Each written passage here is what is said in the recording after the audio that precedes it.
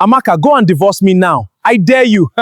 No man in this Enugu will marry a barren, divorced woman. You will come back here on your knees begging me. We'll see, Emeka. 6 months later, Emeka stood frozen outside a church he never thought he would enter for this reason. The woman he threw away, the woman he swore would beg to return, was walking down the aisle to marry his own father. Amaka Nwawusu was 33 years old when her marriage to Emeka Chukwu finally collapsed. But collapse is the wrong word, because a thing does not collapse in one day if it has been quietly falling apart for 9 years. When they married, Emeka was a struggling logistics agent in Enugu, and Amaka was the woman who believed in him before anyone else did. She sold her small jewelry business to help him start his transport company. She stood by him through 3 failed contracts and 1 near bankruptcy. And when the money finally came, and it came in large amounts, Amaka expected the man she built with to remember her sacrifice. Instead, Emeka changed. Success did something to him. It made him loud, careless, and cruel in small, constant doses. He began coming home late. He began mocking her in front of his friends, calling her the woman who could not even give him a child, never once mentioning that the doctors had quietly told him in private that the difficulty was his own. He swore Amaka to silence about it, then used her silence as a weapon whenever it suited him. And still, Amaka stayed. She was raised to believe a good wife endures. Her mother's voice lived permanently in her head.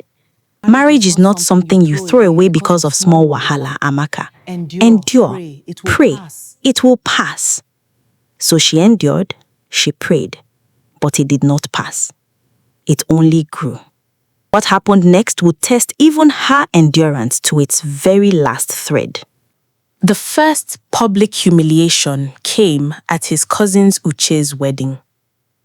Emeka, 3 cups of palm wine deep, stood before a table of laughing friends and said loud enough for the whole reception to hear, "Amaka is lucky any man wanted her at all, after 9 years and not even 1 pikin to show for it." The table laughed. Amaka sat frozen in her seat. Her lace blouse suddenly felt like a costume for a role she no longer wanted to play.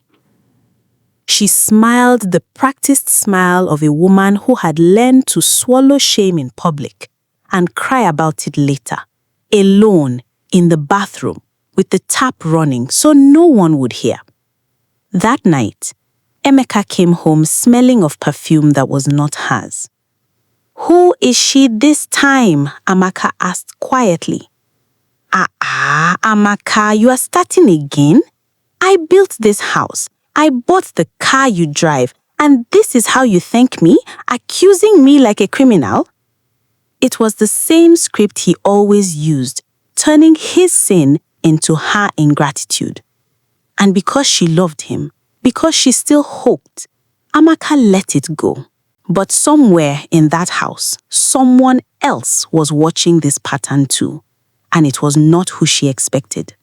Emeka's father, Chief Solomon Okeke, was a respected, honorable widower who had buried his own wife 3 years earlier. He was a quiet man, but not a blind one. At his late wife's memorial service, Chief Okeke watched Emeka greet a young woman named Chidinma warmly at the gate, the same Chidinma whose face had been splashed across a viral video weeks earlier, laughing in Emeka's arms at a hotel bar. He watched Amaka smile through the cane with a grace that broke something in the old man's heart. Later that day, he pulled Amaka aside. "My daughter," he said gently, "I have watched you carry my son's shame like a basket on your head for 9 years, careful not to let anything spill. A woman like you deserves to put that basket down." Amaka thanked him politely and went home to carry it for 1 more year. Her friend Ngozi begged her constantly, "Amaka, this man. He will never change. How many times will you forgive the same sin wearing a different face? Ngozi, I made a vow. I keep hoping tomorrow will be different. But tomorrow never was. And then came the day that finally broke something inside her. Something that will never be repaired. Amaka went to the hospital for a routine checkup. While waiting in the corridor, she overheard two nurses gossiping. Did you hear?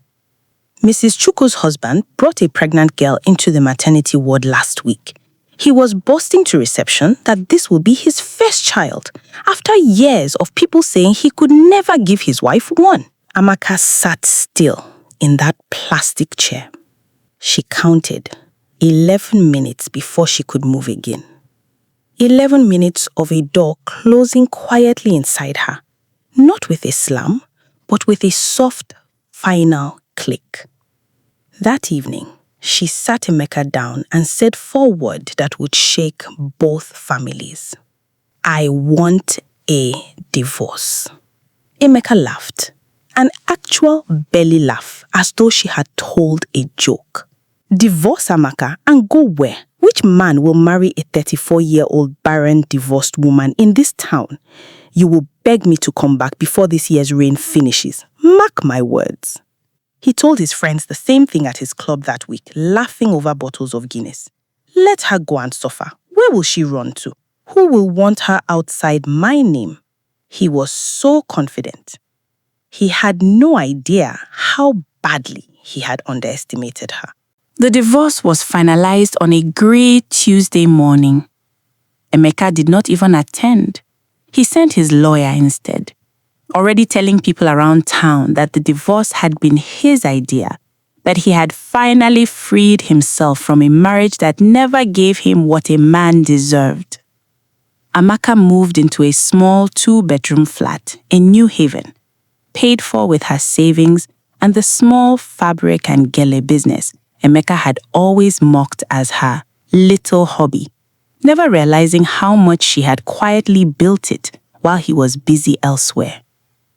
Word reached her, through Ngozi, that Emeka was still boasting at his club.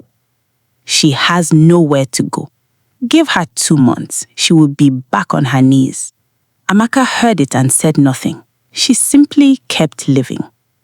But what Emeka did not know was that someone in his own family had already begun watching Amaka's quiet strength and admiring it in a way that would soon change everything. Amaka cut her hair into a neat cornrow style she had always wanted but was never allowed to wear. She joined a women's business cooperative. She laughed again, a real laugh from her chest, not her throat. It was during this season that Chief Okeke began calling her, gently, just to ask how she was doing. I'm not calling for my son's sake, he told her plainly. I am calling because in 9 years you were the only person in that house who ever brought food without being asked. I do not lose a good daughter just because my son was foolish enough to lose a good wife. Their friendship grew slowly. He visited her shop every Thursday. He listened to her without judgment.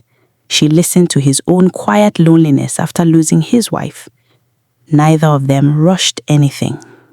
One evening, on her small balcony, as the sky turned the color of ripe mango, Chief Okeke said quietly, Amaka, I am not asking you for anything you are not ready to give, but I have watched your character for 9 years patiently, and I do not want to spend the years I have left without it near me. Amaka did not answer that night. She needed time to be sure this was real and not another mistake wearing a kinder face. What she decided next would shake the entire town and shatter her ex-husband's pride beyond repair. Ngozi worried about the gossip. Amaka, people will talk. Are you ready for that? I'm not doing this to punish Emeka, Amaka said.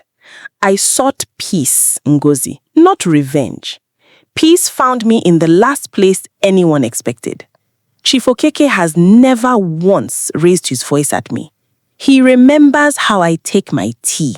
Is that a crime because of whose son he is?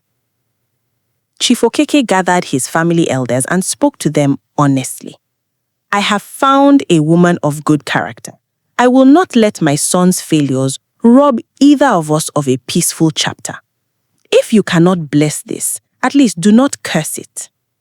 The elders, who quietly admired Amaka's endurance for years, gave their blessing far more easily than anyone expected. But somebody still had to tell Emeka, and when the news finally reached him, it would break him in a way nothing else ever had. His cousin Uche broke the news at the same club where Emeka once boasted that Amaka would crawl back. Emeka, your father is preparing to remarry. Emeka laughed his usual confident laugh. Good for the old man. Who is she? Uche hesitated. It's Amaka. Silence. The loudest silence Emeka had ever heard in his life. This cannot be true, he said finally. My own father would not do this to me. Nobody did anything to you, Uche said. You told the whole town she would beg to come back. Instead, she became a chief's wife. Ask yourself honestly, cousin, who really did this to you? Emeka drove straight to his father's compound that night, his confidence completely gone. Papa, tell me this isn't true. Chief Okeke did not raise his voice. Sit down, Emeka. Let us speak like men. Papa, do you know what people are already saying about me? That my own father took my wife? I did not take anything from you, Chief Okeke said calmly.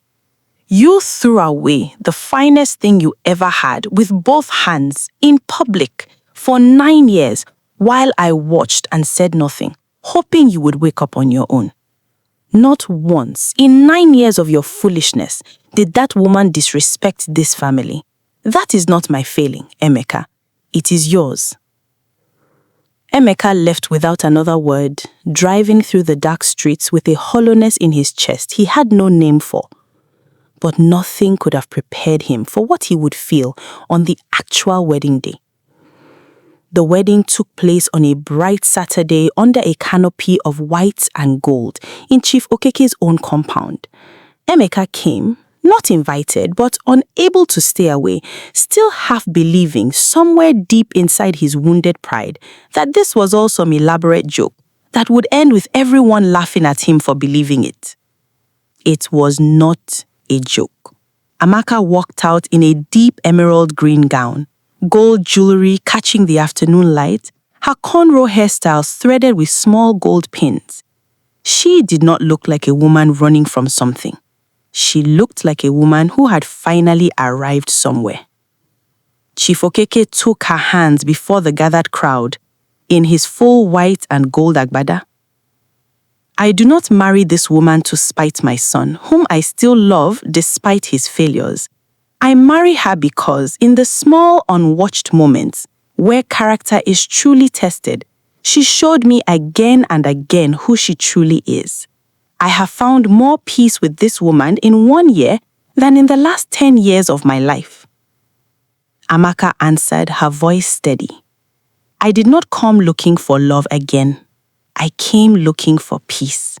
That God gave me both in the last place I expected is a gift I will honor for the rest of my life.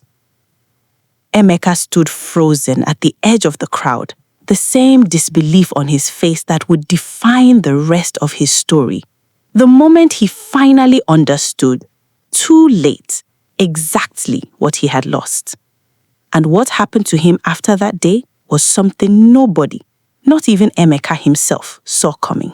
Chidima, the woman Emeka once flaunted so carelessly, left him months later for a wealthier man in Port Harcourt, taking with her the child Emeka had boasted about at the hospital. A child that, it turned out, was never his. A final, cruel irony he told absolutely no one about. Emeka returned that night to his large, echoing duplex, The same house Amaka once filled with the smell of soup and quiet, patient hope, and found it had nothing left to offer him. No wife, no child, no respect left in a town that now told his story as a lesson to other men. He sat with a bottle he never finished, staring at old photographs of a marriage he never once valued while he had it, finally understanding fully and far too late the size of what his own arrogance had cost him. Amaka, meanwhile, settled into a home filled with genuine warmth. Chief Okeke treated her not as a conquest, not as a trophy, but as a partner, someone whose opinion mattered, whose comfort came first, whose quiet strength he openly admired in front of everyone who would listen. A year later, Ngozi visited and asked gently, "Do you ever think of him?" Amaka considered it honestly. "I think of the woman I used to be when I was married to him. I forgive her because she didn't know yet that she deserved better. But Emeka himself? No. I put that basket down a long time ago, and I have never once picked it back up." Some lessons, it turns out, God only lets a man learn after the exam has already been graded.